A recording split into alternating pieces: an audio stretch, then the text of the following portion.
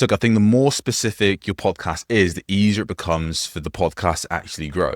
Now, I think while most business owners believe that they can just cover a broad range of topics, invite loads of bigger guests on, and that's going to help them grow a wider audience, I've actually found after interviewing and coaching 400 plus podcasters that the opposite is true. What actually happens is they create a podcast that's so broad and generic, but because there's so many broad and generic interview-based podcasts out there about business, entrepreneurship, self-development, spirituality, you name it, there's one that's out there. There's not just one, there's thousands of that's out there.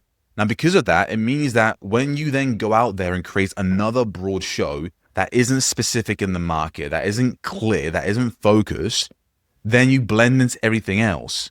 You literally blend into everything else. So you have to present your show in a way that's clear around who the podcast is for, what's the painful problem you help people solve. Because when you focus on that, not just the topic, but the painful problem your podcast helps people solve, it then positions you as the solution to that painful problem. And when they consume your content and you're the expert helping them solve those problems through your content, they then have an association to want to work with you further to solve their problems.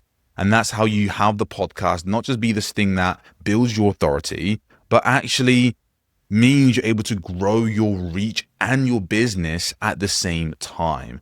That's how you drive significantly faster result from your show. So instead of being super broad, be a lot more specific. So an example of this would be one of our clients, Bree, who had been podcasting for 2 years, stuck with slow growth, could barely grow.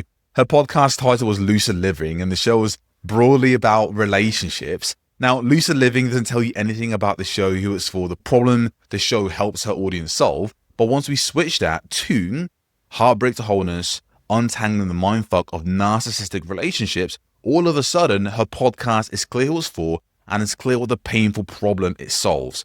But when we made this small shift, it drastically increased her show because she went from this broad general podcast about relationships to a specific show targeting a specific person, helping them solve a specific problem, which is all about relationships and getting over and healing from narcissistic abuse. Very specific, very clear. She went from getting around the 100 listeners per episode to today has well over 4,000, 5,000 monthly downloads and has made tens of thousands of dollars from her show because of this shift.